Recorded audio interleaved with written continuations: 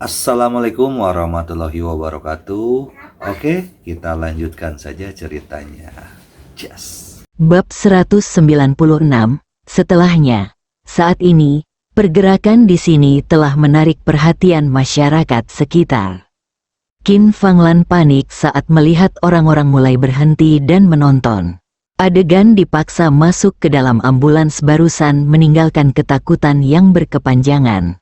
Oke, kalian berdua bekerja sama untuk menanganiku, kan? Aku akan menelepon Xiao Jing sekarang dan memintanya untuk menanganinya untukku, kata Qin Fanglan, mengeluarkan ponselnya untuk menelepon. Saat itu, seorang perawat datang. Sudahkah Anda mendiskusikannya? Pasien perlu dipindahkan ke bangsal dan dioperasi setelah perawatan sederhana. Cepat pergi dan bayar biaya rawat inap. Ekspresinya tidak tergoyahkan dan nadanya dingin. Perawat telah melihat orang seperti ini yang memukul seseorang dan tidak mau memberikan kompensasi kepada mereka, dan mereka sangat muak. Ye Yan menghela napas. Qin Fanglan bertindak sembarangan di sini, dan dia pasti tidak akan melepaskannya untuk sementara waktu. Namun menyelamatkan orang-orang itu seperti memadamkan api, namun tidak boleh ada penundaan. Ye Yan, ibumu, ya. Orang yang terluka itu tidak bersalah, kata Xie Chengqian tanpa daya. Aku mengerti. Ye Yan menatap Qin Fanglan dengan dingin. Kemudian, dia berkata kepada perawat, saya akan membayar biayanya bersama Anda. Qin Fanglan melihat ke belakang dan sangat bangga. Akan lebih baik jika saya pergi lebih awal. Saya harus membuat diri saya sengsara. Dasar bajingan. Xie Chengqian tidak tahu bagaimana menjawabnya, jadi dia hanya bisa menundukkan kepalanya dan tidak berkata apa-apa. Oke, ayo pergi, biarkan pecundang ini mengurus sisanya. Qin Fanglan berkata, ini benar-benar membuang-buang waktuku. Wajah Xie Chengqian berubah pahit, dia merasa ini tidak baik, tapi dia tidak berani menghentikannya. Tepat ketika Qin Fanglan hendak pergi, dua orang berseragam polisi datang. Anda pasti pihak yang bertanggung jawab atas kecelakaan lalu lintas tersebut. Kami ingin mengetahui beberapa informasi dari Anda, kata seorang polisi. Qin Fanglan bingung. Ini, seseorang pergi untuk membayar uang. Saya, bukankah saya menelepon polisi? Kami tidak akan meminta pertanggungjawaban Anda secara pribadi. Tetapi jika terjadi kecelakaan, Anda tetap perlu membuat catatan yang diperlukan. Menghadapi polisi, Qin Fanglan kehilangan semua kesombongannya dan berbicara jujur.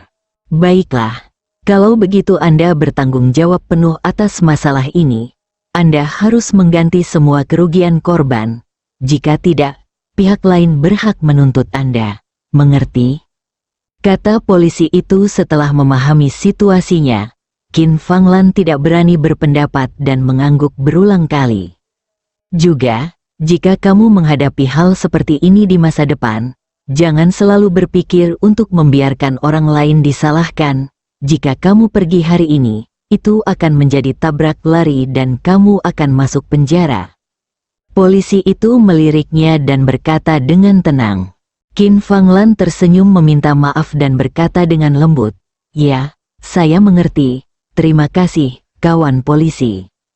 Oke, sekarang kamu bisa pergi setelah memberikan kompensasi, dan sisanya bisa kamu tangani sendiri. Polisi pergi, Qin Fanglan duduk di bangku. Dengar, aku baru saja bilang kamu tidak bisa pergi, kata Xie Chengqian. Diam, di depannya, Qin Fanglan segera mendapatkan kembali dominasinya, menatap dan memarahi. Ini semua salah Ye Yan. Kalau bukan karena dia, mana mungkin aku bisa merasa begitu malu. Dia mengertakkan gigi dan berkata dengan getir. Xie Chengqian merasa bingung apa hubungannya ini dengan Ye Yan. Dia jelas-jelas yang memukul seseorang, dan dia masih bersikap tidak masuk akal. Jika Ye Yan tidak memberikan uangnya, aku tidak tahu bagaimana masalah ini akan berakhir hari ini. Tapi dia hanya memikirkan kata-kata ini, Dia tahu temperamen Qin Fanglan dengan sangat baik. Jika dia mengatakannya sendiri, dia akan dimarahi seluruh wajahnya. Di lantai atas di rumah sakit, "Oh, anak muda, aku benar-benar merepotkanmu. Jelas ibu mertuamu yang memukulku, tapi kamu tetap harus mengkhawatirkannya," kata lelaki tua itu sambil terbaring di ranjang rumah sakit. Cucu perempuannya ada di pojok, memainkan jari-jarinya.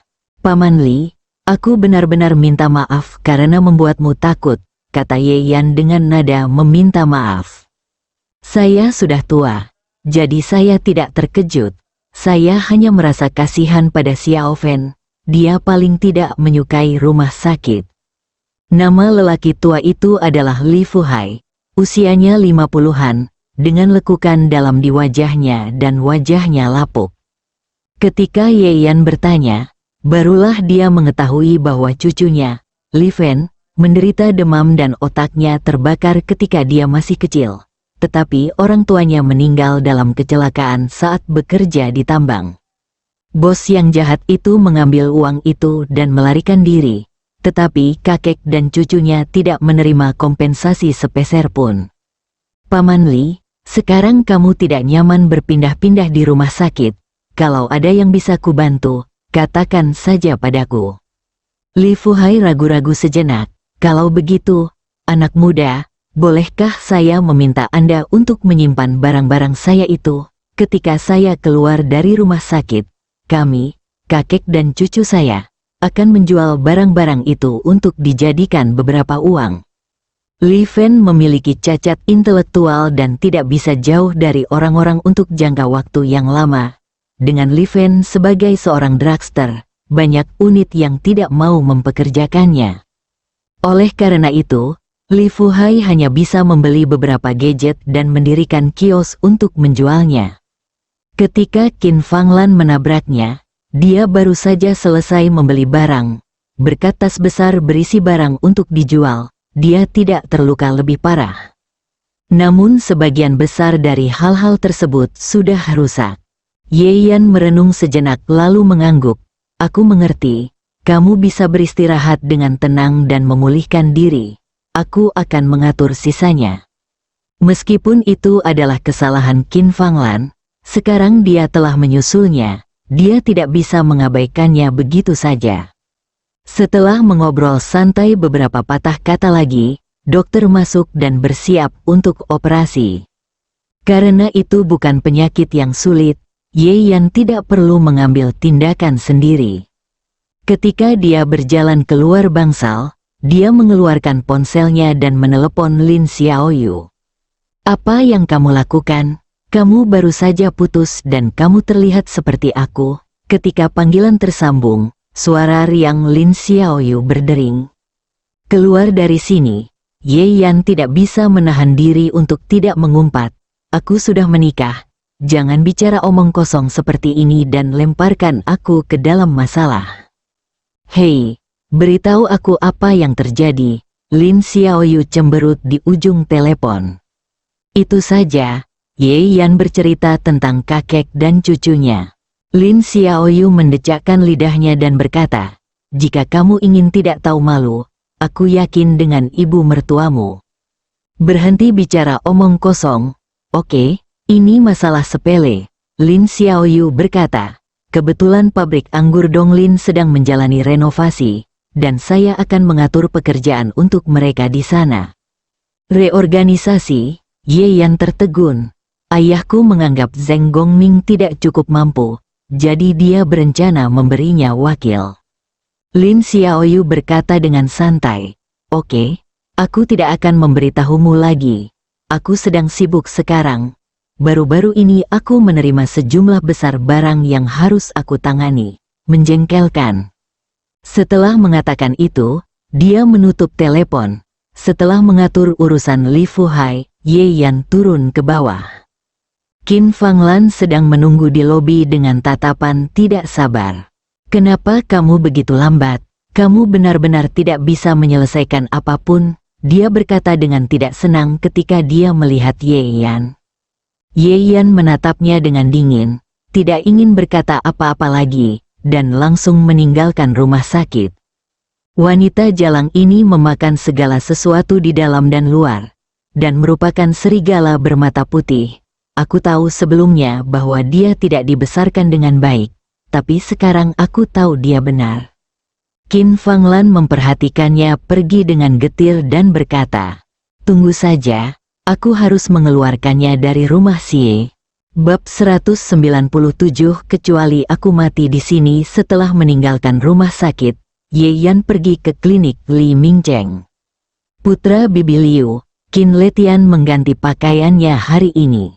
Saat ini, Xie Jing kembali ke rumah setelah bekerja.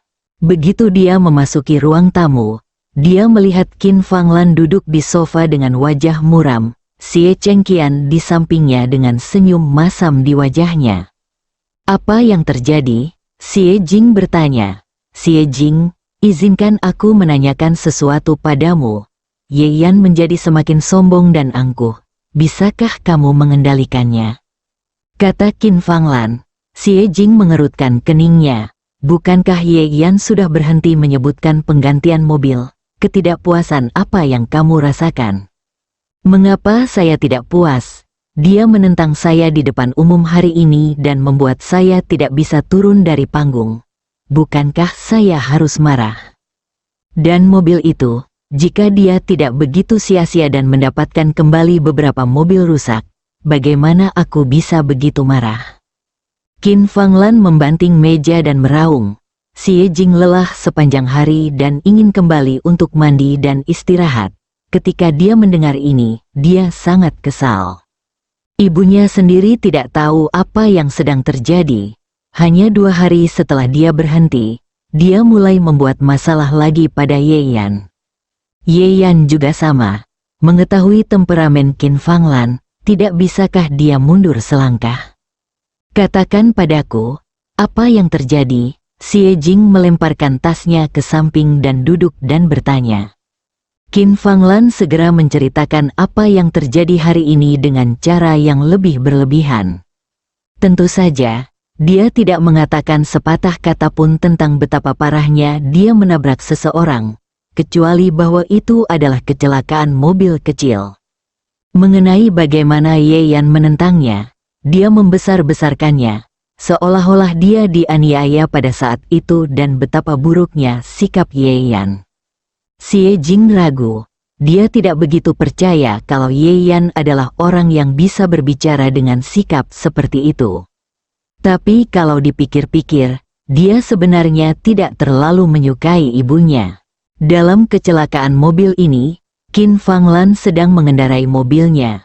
Berdasarkan pemahaman Xie Jing tentang dirinya, masalah yang ditimbulkannya pasti tidak sekecil yang dia katakan. Oleh karena itu, wajar jika Ye Yan marah. Xie Jing memandang Xie Chengqian yang duduk di sampingnya. "Ayah, apakah ini masalahnya?" Xie Chengqian mengangkat kepalanya dan menatap Qin Fanglan dengan cepat.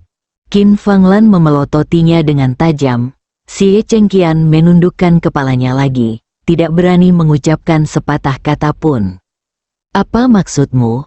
Kamu tidak bisa mempercayaiku, kan? Aku ibu kandungmu. Kalau kamu tidak percaya dengan apa yang aku katakan, apakah kamu akan percaya bahwa Ye Yan yang memakan segalanya?" Qin Fanglan meraung. "Biar ku beritahu, masalah hari ini belum selesai. Dia harus bersujud padaku dan meminta maaf. Kalau tidak dia tidak akan memasuki rumah ini." Xie Jing menekan dahinya dengan sakit kepala, dan dia mulai bertingkah lagi, dan dia tidak bisa menghentikannya. Jadi dia hanya bisa menenangkan Qin Fanglan terlebih dahulu. "Baiklah, aku mengerti. Aku akan menjelaskannya pada Ye Yan. Jika dia benar-benar melakukan hal ini, maka aku pasti akan membiarkan dia meminta maaf padamu." "Bukankah masalahnya sudah cukup jelas, Xie Jing? Sekarang ini bukan soal ini.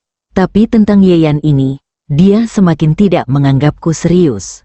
Kalau terus begini, aku tidak bisa membantu keluarga ini. Menurutku orang bernama Ye itu sengaja marah padaku dan ingin mengusirku. Jika kamu tidak ingin mengenaliku sebagai ibumu, lihat saja dan abaikan aku. Kata Qin Fanglan berlebihan, kepala Xie Jing semakin sakit. Tapi rumah ini sama sekali bukan milik kita. Jika benar-benar terjadi keributan besar, apakah kita benar-benar akan pindah? Xie Chengqian tidak bisa menahan diri untuk tidak berbicara. Mereka masuk tanpa malu-malu. Ye Yan ingin berurusan dengan Lu Fenghua, dan dia ingin menyelamatkan muka Xie Jing. Jika ini terjadi, mereka tidak akan mendapat banyak keuntungan. Mata Qin Fanglan berdiri, dan dia meninggikan suaranya dan berkata, beraninya dia, saya sudah pindah, dan Anda ingin mengusir saya, kecuali saya mati di sini. Xie Chengqian menghela nafas tak berdaya. Dia selalu merasa bahwa Ye Yan telah banyak berubah akhir-akhir ini, dan trik bermain-main mungkin tidak mudah digunakan. Berhentilah membicarakannya. Kita harus menunggu sampai Ye Yan kembali untuk menanyakan masalah ini padanya. Aku harus tahu apa yang terjadi. Xie Jing membuat keputusan dengan sederhana, lalu berdiri dan naik ke atas. Wajah Qin Fanglan terlihat sedikit jelek. Bagaimanapun, dia tidak peduli dengan masalah ini. Namun, dia mengertakkan gigi. Bagaimanapun, Xie Jing adalah putrinya. Ketika dia membuat masalah dan mengancamnya dengan nyawanya, dia tidak akan bisa melakukannya. Selama Xie Jing bisa mengurusnya, apakah kamu masih takut Ye Yan akan menimbulkan masalah? Qin Fanglan tersenyum bangga. Bagaimanapun juga, keluarga ini harus mendengarkannya. Kemudian, Ye Yan kembali ke Villa Junshan. Qin Fanglan telah menunggu lama. Begitu dia melihatnya masuk, dia bergegas turun, menunjuk ke arahnya dan mengutuk. Ye Yan sudah tahu bahwa dia akan melakukannya, tapi dia tidak pernah menyangka wanita ini akan melakukannya sejauh ini. Bu, bisakah ibu diam sebentar? Semakin Qin Fanglan berperilaku seperti ini, semakin Xie Jing merasa ada sesuatu yang terjadi. Setelah mengatakan sesuatu kepada ibunya, dia berhenti mempedulikannya dan bertanya langsung. Apa yang terjadi hari ini? Bagaimana bisa terjadi seperti ini? Ye Yan menceritakan keseluruhan ceritanya dengan jujur. Qin Fanglan telah mengirim semua orang ke rumah sakit, dan biaya pengobatannya saja menghabiskan 300.000. Bagaimana masalah sebesar itu bisa ditangani dengan mudah di mulutnya? Dan itu jelas salahnya. Ye Yan kehilangan pekerjaannya untuk membereskan kekacauan itu, tapi dia malah membalasnya. Bu, apakah ini kecelakaan kecil? Begitu ibu menyebutnya, apakah ibu masih ingin melarikan diri? Di mana akal sehat ibu? Wajah cantik Xie Jing menjadi pucat karena marah, dan dadanya naik turun dengan hebat. Bagaimana sikapmu? Aku ibumu, dan kamu berbicara seperti ini kepadaku? Qin Fanglan mencubit lehernya dan berteriak. Kemudian, dia duduk di tanah dan mulai menangis dan menepuk-nepuk tanah. Dia telah melakukan serangkaian gerakan ini berkali-kali dan sangat terampil dalam hal itu. Ya Tuhan, tolong buka matamu. Kenapa aku begitu sengsara? Aku punya suami yang tidak punya masa depan sama sekali. Aku diperlakukan seperti orang tidak berguna dan aku bahkan tidak berani kentut. Aku akhirnya membesarkan putriku, dan sekarang aku melakukannya demi seorang suami.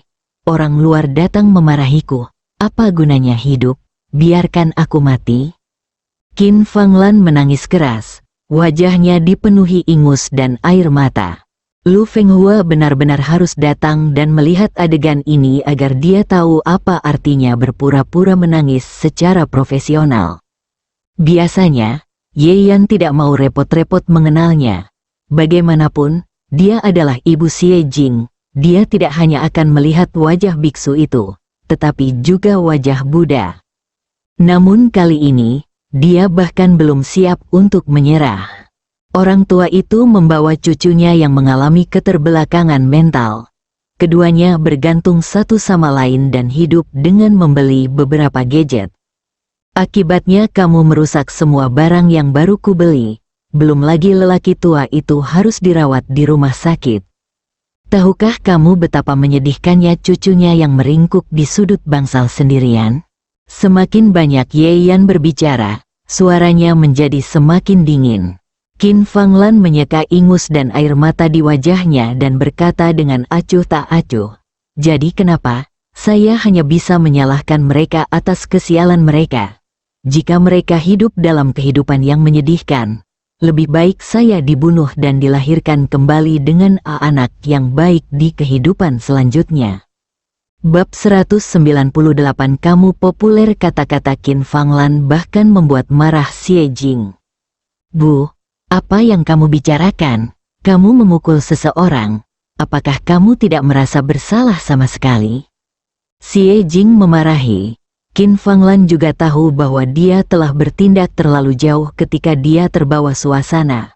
Matanya berputar, dan dia menutupi wajahnya dan menangis lagi. Menangis 2 kali dirasa belum cukup, maka ia menendang kakinya ke tanah dan memukul dadanya dengan tinjunya. "Oke, kalian semua punya rasa keadilan. Saya bukan manusia dan saya bersalah kan? Lalu apa yang kamu inginkan? Apakah kamu ingin aku membayar nyawaku? Apakah kamu ingin aku mati di depanmu?" Ye Yan sangat mengenal orang seperti ini. Semakin kamu memperhatikannya saat ini, semakin banyak masalah yang akan dia timbulkan. Sekarang masalahnya sudah jelas. Aku tidak perlu melakukan apapun padanya. Tapi jika aku tidak mencekiknya sampai mati sekalipun, dia akan menimbulkan masalah yang tak berkesudahan di masa depan. "Saya mengerti." Xie Jing menghela nafas dan mengangguk. Kali ini orang tersebut tidak mati. Bagaimana jika orang tersebut meninggal di lain waktu? Lalu apakah Qin Fanglan akan menjadi seorang pembunuh? Bagaimana kabar orang tua itu? Dia terluka parah. Apa pengaturannya di masa depan? Orang tersebut sudah menjalani operasi di rumah sakit, dan perawatan VIP yang saya atur untuknya, termasuk hal terbaik untuk pemulihan pasca operasi, adalah yang terbaik. Setelah mereka sembuh, saya meminta seorang teman untuk mencarikan pekerjaan untuk mereka, sehingga mereka bisa stabil, kata Ye Yan. Ekspresi Xie Jing sedikit rileks. "Bagus. Apa?" Sebelum Ye Yan bisa berkata apa-apa, Qin Fanglan melompat dari tanah. "Apakah kamu gila atau bodoh? Agar orang desa seperti itu mati, cukup bayar sejumlah uang dan kembalikan padanya. Perlakuan VIP macam apa? Apakah kamu berencana?" Dibandingkan dengan pengobatan medis biasa, pengobatan VIP setidaknya 2 kali lebih mahal. Qin Fanglan sudah lama menganggap uang Ye Yan sebagai miliknya, jadi dia merasa patah hati ketika mendengarnya. "Mengapa kamu berpura-pura menjadi orang baik di sini? Apakah ini caramu menggunakan uang keluarga kita?" Dia menunjuk ke arah Ye Yan dan berteriak dengan keras. Ye Yan memandangnya dengan dingin dan berkata, "Saya menggunakan uang saya sendiri. Apakah saya perlu Anda memberitahu saya apa yang harus saya lakukan? Juga, saya harus memberitahu Anda, jika Anda ingin terus mengendarai Koenigsegg itu, pergilah dan perbaiki sendiri catnya, dan saya tidak akan peduli." Apakah kamu mendengar itu? Apakah kamu mendengar itu? Ekor rubah terbuka. Kan, aku hanya mengatakan bahwa dia tidak lagi menganggap serius keluarga kita. Ini adalah serigala bermata putih dengan hati serigala dan hati yang teguh. Qin Fanglan berteriak pada Xie Jing, "Bu, tolong berhenti mengucapkan beberapa patah kata." Xie Jing tidak tahan lagi dengan sikapnya yang tidak masuk akal. "Masalah ini semua adalah kesalahanmu sejak awal. Mengapa kamu masih begitu percaya diri dan tidak kenal kompromi?" "Kamu?" Qin Fanglan menatapnya dengan kaget, seolah dia tidak menyangka putrinya akan mengatakan hal seperti itu. Lalu, wajahnya berubah. "Ya, saya menolak menyerah. Saya tidak masuk akal, dan saya salah." "Terus kenapa?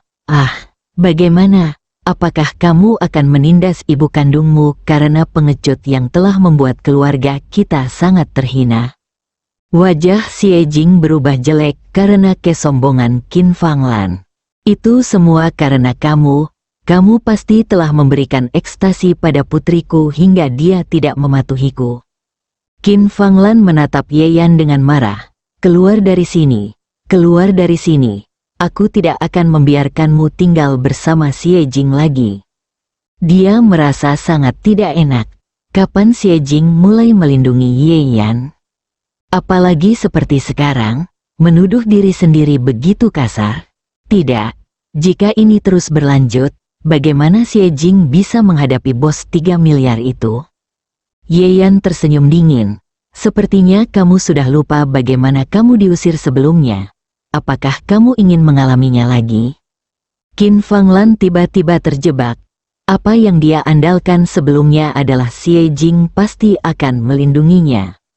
Tapi sekarang, Xie Jing sebenarnya menyalahkannya juga. Qin Fanglan tiba-tiba merasa bersalah. Lupakan saja. Masalah ini telah diselesaikan, dan aku tidak akan melepaskannya. Xie Chengqian melihatnya dan dengan cepat membereskan semuanya. Saat dia berbicara, dia mengulurkan tangan untuk menarik Qin Fanglan. Qin Fanglan melirik Xie Jing dengan matanya, dan menemukan bahwa dia memalingkan wajahnya ke samping, seolah dia tidak ingin memperhatikan. Baiklah, kamu benar-benar hebat, tunggu saja aku. Dia hanya bisa menggunakan langkah-langkah yang diberikan oleh Xie Chengqian, berkata dengan tegas kepada Ye Yan, lalu naik ke atas. Hanya Xie Jing dan Ye Yan yang tersisa di ruang tamu. Setelah sekian lama, Xie Jing menghela nafas panjang. Suatu hari nanti, jika kamu punya waktu, aku akan pergi bersamamu menemui lelaki tua itu. Ya, apakah kamu benar-benar berencana mengusir ibuku? Xie Jing bertanya. Lagi pula, situasinya saat ini masih belum bisa dia abaikan sepenuhnya. Ye Yan memandangnya, kamu tidak seharusnya menanyakan pertanyaan ini kepadaku. Xie Jing ragu-ragu. Ya, Qin Fanglan lah yang terus melakukannya. Kalau dia tidak melakukannya, bagaimana bisa Ye Yan mengusirnya? Malam berlalu, Qin Fanglan tidak bisa tidur nyenyak dan kesal sepanjang malam.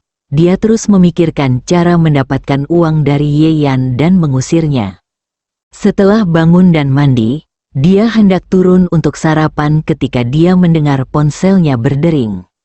Saya mengambilnya dan melihat bahwa itu adalah Ni Sue. Qin Fanglan mau tidak mau memarahi Ye Yan lagi. Dia sebenarnya menolak untuk memperbaiki mobilnya, jadi bagaimana dia bisa mengemudikan Koenigsegg ke tempat janji temu? Dengan pemikiran ini di benaknya, Qin Fanglan tidak berani menunda dan dengan cepat menjawab telepon dengan senyuman di wajahnya. Halo, Nyonya Sue. Jangan khawatir, saya akan datang tepat waktu untuk pesta teh.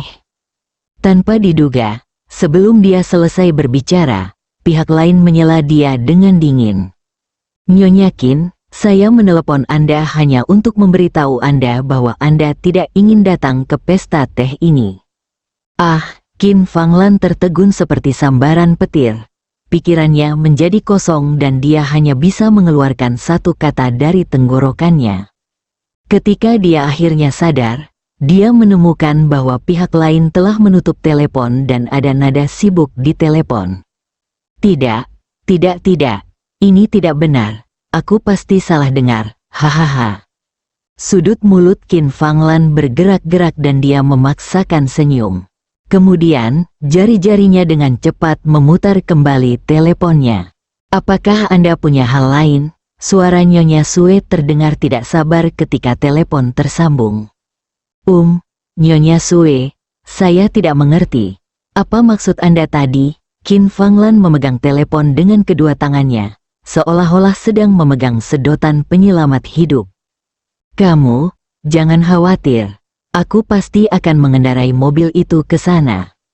Apa kamu tidak mengerti maksudku? Sudah kubilang jangan datang. Orang sepertimu tidak diterima di pesta tehku. Nyonya Sue berkata dengan dingin. Tapi, kenapa? Bukankah sudah disepakati kemarin? Qin Fanglan bertanya dengan tidak bisa diterima. Nyonya Qin, apakah Anda tidak tahu apa yang Anda lakukan? Kami semua adalah orang-orang yang berstatus tinggi. Bersama Anda akan merusak reputasi kami. Qin Fanglan benar-benar bingung. Apa yang saya lakukan? Nyonya Sue, tolong beritahu saya dengan jelas. Masuk ke internet dan tonton sendiri. Kamu sangat populer sekarang. Nyonya Sue berkata dengan nada mengejek dan menutup telepon. Bab 199 video Qin Fanglan tertegun lama sambil memegang telepon. Saat ini, Xie Chengqian baru saja keluar setelah mandi dan tertegun saat melihatnya. Apa yang sedang kamu lakukan? Ah, Qin Fanglan tiba-tiba menjerit melengking dan menghancurkan teleponnya hingga berkeping-keping. Brengsek, brengsek, wanita jalang bernama Sue ini, kenapa kamu berpura-pura menjadi bangsawan? Sialan kamu. Xie Chengqian tidak berani menjawab karena takut terbakar. Salah, mata Qin Fanglan tiba-tiba menjadi gelap. Aku baru saja mengalami kecelakaan mobil kemarin. Kenapa orang bernama Sue ini mengetahuinya sekarang? Seseorang pasti sengaja mencoba macam-macam denganku. Dia berkata dengan mata merah dan gigi terkatup. Bukankah ini tidak mungkin? Xie Chengqian berkata dengan lemah. Bahkan ketika dia mengatakan ini, dia merasa tidak percaya diri. Qin Fanglan biasanya memiliki temperamen yang buruk, dan akhir-akhir ini dia menjadi semakin sombong dan mendominasi. Sangat mungkin ada orang yang melakukannya secara diam-diam. Qin Fanglan berjalan mengitari ruangan beberapa kali, lalu berhenti dan berkata dengan kejam. Ya, Ye Yan, itu pasti Ye Yan, si serigala bermata putih, bajingan itu. Dia ingin menggunakan kesempatan ini untuk membalas dendam padaku. Xie Chengqian tertegun, tapi dia tidak memikirkannya. Tidak mungkin, bagaimanapun juga kamu adalah ibu Xiaojing, Ye Yan. Tapi sebelum dia bisa menyelesaikan kata-katanya, Qin Fanglan sudah bergegas keluar seperti anjing gila. Di bawah, Ye Yan dan Xie Jing sudah selesai mencuci dan sedang sarapan. Terdengar suara langkah kaki, dan saat berikutnya Qin Fanglan mengangkat tangannya dan menamparkan wajah Ye Yan. Ye Yan, dasar wanita jalang, aku akan menghajarmu sampai mati. Qin Fanglan berteriak dengan tajam. Xie Jing tertegun dan melihat sudah terlambat untuk menghentikannya. Ye Yan juga kaget, tapi dia tidak panik dan menarik Qin Fanglan ke samping dengan lambaian tangannya. Beraninya kamu bertarung denganku, aku akan melawanmu, aku tidak akan membiarkanmu bersenang-senang bahkan jika aku mati. Qin Fanglan berteriak sedikit dengan marah. Bu, apakah kamu gila? Apa yang akan kamu lakukan? Xie Jing bergegas mendekat dan memeluk ibunya untuk mencegahnya bergegas maju. Pada saat ini, Xie Chengqian juga bergegas mendekat dan menekan Qin Fanglan di sofa bersama Xie Jing. Biarkan aku pergi, aku akan mati dengan benda tercela ini. Qin Fanglan terus berjuang, dan Xie Jing serta Xie Chengqian begitu kuat sehingga mereka tidak bisa menahannya. Ye Yan benar-benar bingung, tapi melihat dia tampak seperti anjing gila, dia tidak bisa berbicara dengan benar. Jadi dia berjalan mendekat dan meletakkan jarinya di lehernya. Qin Fanglan segera merasakan seluruh kekuatannya telah terkuras dari tubuhnya, dan dia tidak bisa lagi meronta atau berteriak. Ayah dan putrinya merasa lega dan sedikit panik. Apa yang kamu lakukan pada istriku? Xie Chengqian mau tidak mau bertanya. Biarkan saja dia tenang, kata Ye Yan ringan. Dia melirik ekspresi khawatir Xie Jing dan menambahkan, jangan khawatir, itu tidak akan menyakitinya untuk saat ini. Xie Jing sedikit mengernyit, ayah, apa yang terjadi? Xie Chengqian menghela nafas dan menceritakan kisahnya lagi. Setelah selesai berbicara, dia melirik ke arah Ye Yan dan berkata, ibumu curiga, Ye Yan lah yang mengungkap masalah ini. Lagi pula, orang-orang tahu apa yang terjadi kemarin hari ini, dan itu terlalu cepat. Setelah Xie Jing mendengar ini, hatinya tenggelam. Memang benar, Ye Yan curiga dengan masalah ini. Terlebih lagi, akhir-akhir ini hubungan antara Ye Yan dan ibunya menjadi semakin buruk. Sangat mungkin dia ingin memberi pelajaran pada Qin Fanglan. Kamu? Xie Jing sedikit mengernyit dan menatap Ye Yan. Ye Yan bertemu pandang dengan mereka dan merasa konyol di dalam hatinya. Bukan aku, dia tidak ingin berdebat terlalu banyak, dia hanya berkata enteng. Xie Jing terdiam sejenak, tetapi satu-satunya orang yang mengetahui bahwa ibu mengalami kecelakaan mobil dan dia punya janji dengan Nyonya Sue adalah Anda. Wajah Ye Yan tampak tenang, memang benar, tapi aku belum pernah melakukan hal seperti itu. Xie Jing menggertakkan giginya. Ye Yan, aku tidak bermaksud menyalahkanmu. Aku tahu kamu sedang marah, tapi jika kamu punya keluhan, kamu bisa memberitahuku terlebih dahulu. Tidak perlu melakukannya sendiri. Selama ini, dia selalu merasa Ye Yan tidak menganggap Qin Fanglan sebagai orang yang lebih tua seperti sebelumnya. Jadi dia benar-benar merasa Ye Yan bisa melakukan hal seperti itu. Begitu kecurigaan terbentuk, dibutuhkan lebih dari beberapa kata untuk menghilangkannya. Dia hanya bisa berusaha menjaga nada suaranya tetap tenang. Ye Yan menatap Xie Jing dalam-dalam. Jika kamu tidak percaya padaku, apa yang aku katakan tidak ada gunanya. Ekspresi kemarahan muncul di wajah Xie Jing. Bagaimana kamu bisa mengharapkan aku mempercayaimu dalam suatu kebetulan seperti itu? Saya tidak bermaksud menuduh Anda. Saya hanya berharap Anda mengatakan yang sebenarnya dan tidak menggunakan trik ini di belakang saya. Apakah sulit? Dia merasa sudah cukup memberi wajah pada Ye Yan. Ini karena dia telah berubah akhir-akhir ini dibandingkan sebelumnya. Kenapa kamu begitu bodoh? Ye Yan tiba-tiba mengepalkan tangannya. Tapi melihat wajah Xie Jing yang marah dan kecewa, dia tidak ingin mengatakan apapun. Ye Yan, aku tahu kamu melakukan ini. Bagaimana kamu bisa melakukan ini? Tidak peduli seberapa besar kebencian yang ada di hatimu. Dia adalah ibu mertuamu, dan dia adalah anggota keluarga. Ye Yan melirik Qin Fanglan yang penuh kebencian dan tersenyum dingin. Jika saya benar-benar ingin memberinya pelajaran, apakah saya masih memerlukan metode ini? Ada banyak cara dalam ingatan warisan yang membuat orang malu, namun tidak ada jejak yang ditemukan. Setelah mengatakan itu, dia berbalik dan meninggalkan villa. Xie Jing menatap punggung Ye Yan dan membuka mulutnya, tapi tetap tidak mengatakan apa-apa. Pada saat ini, Qin Fanglan perlahan mendapatkan kembali kekuatannya. Bajingan ini berani menyerangku. Apakah kamu melihatnya? Jika kita tidak memikirkan cara, keluarga kita tidak akan bisa mentolerirnya di masa depan. Katanya dengan marah. Oke. Sebaiknya kamu memikirkan bagaimana menjelaskannya kepada Nyonya Sue. Xie Jing berkata dengan sedikit kesal. Dia biasanya mengeluarkan ponselnya dan ingin memeriksa waktu. Pupil Xie Jing tiba-tiba menyusut saat matanya tertuju pada layar. Sebuah berita menonjol, hati Xie Jing tiba-tiba tenggelam. Dia mengklik berita dan melihat video. Wajah Xie Jing berubah drastis. Bu, ini kamu, dia mengulurkan teleponnya di depan Qin Fanglan.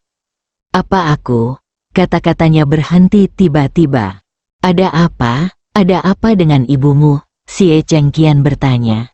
Fanglan mengabaikannya sama sekali dan mengusap jari-jarinya ke layar ponsel seperti orang gila. Pagi ini, semua perangkat lunak utama mendorong berita video. Itu adalah bagian di mana dia keluar dari mobil dan bersikap tidak masuk akal setelah menabrak seseorang kemarin. Tak heran, komentar-komentar di bawah ini dipenuhi dengan banyak sekali makian. Tangan Qin Fanglan yang memegang telepon mulai bergetar terus-menerus, dan hanya ada satu pikiran di benaknya. Ini sudah berakhir, kali ini, semua wajah dan reputasi hancur total. Bermula dari tangannya yang memegang ponsel, seluruh tubuhnya mulai bergetar. Bab 200 harus minta maaf. Orang-orang tak tersentuh ini, aku akan membunuh mereka, bunuh mereka. Qin Fanglan tiba-tiba berteriak dengan liar. Aku sudah masuk ke dalam ambulans. Apalagi yang mereka inginkan dariku? Hah, kamu belum puas? Xie Chengqian ketakutan dengan kemarahannya yang tiba-tiba, dan kemudian dengan cepat melihat ponselnya dan menyadari apa yang telah terjadi. Bagaimana ini bisa terjadi? Dia juga bingung. Qin Fanglan bergegas mendekat, meraih kerah bajunya, dan meraung, kamu, pergi dan blokir video omong kosong ini, pergi. Xie Chengqian dibuat pusing oleh teriakannya, dan dia tersenyum pahit di dalam hatinya. Hal semacam ini di internet menyebar terlalu cepat, sehingga tidak mudah untuk diblokir.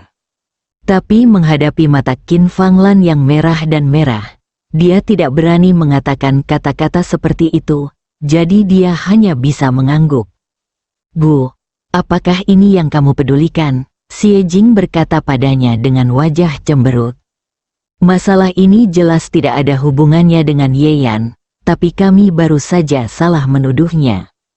Wajah Xie Chengqian juga tidak terlihat bagus. Baru saja dia mendidik Ye Yan dari tingkat tertinggi. Tapi kalau dipikir-pikir lagi, dia hampir seperti badut. Ada apa dengan dia? Jika dia tidak mendapatkan mobil rusak ini, apakah ini akan terjadi padaku? Qin Fanglan berkata dengan percaya diri, menurutku, omelanmu itu meremehkan. Ye Yan ini harus memikul tanggung jawab penuh. Apa yang kamu bicarakan? Xie Chengqian terdiam. Sesuatu terjadi sekarang, dan Qin Fanglan benar-benar mengucapkan kata-kata seperti itu, yang membuat wajah lamanya memerah karena malu. Kata-kata apa? Apa katamu? Qin Fanglan memelototinya dan meraung. Keluarga Xie telah membesarkannya selama bertahun-tahun, jika bukan karena aku, dia pasti sudah lama mati kelaparan. Apa salahnya membuatnya merasa sedikit bersalah sekarang?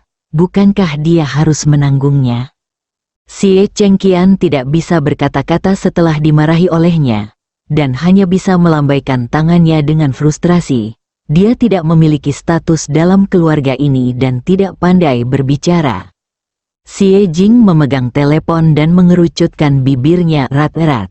Dia tiba-tiba mengangkat kepalanya dan berkata dengan tegas, Ayah, Ibu, Ayah dan aku harus meminta maaf kepada Ye Yan. Xie Jing merasa sangat tidak nyaman saat memikirkan sikap dan kata-katanya barusan.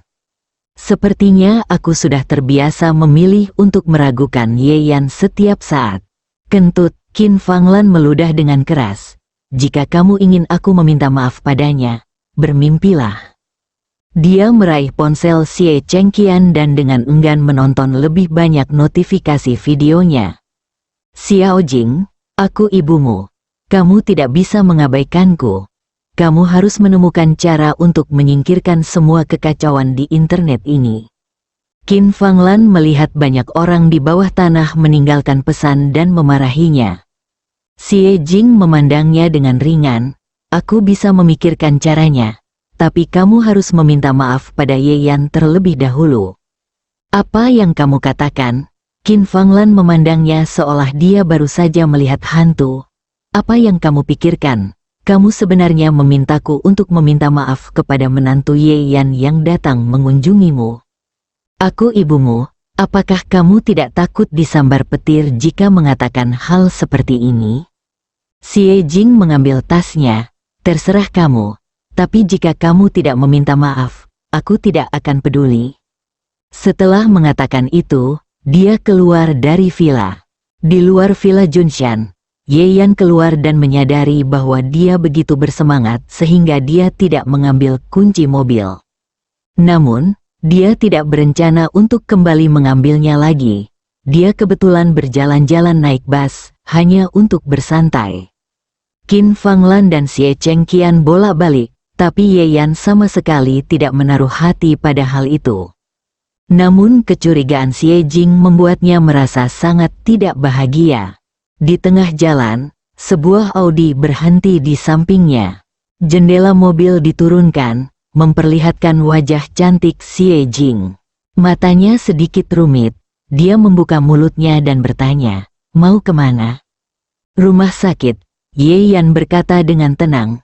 "Masuk ke dalam mobil, aku akan pergi ke perusahaan dan mengantarmu dalam perjalanan."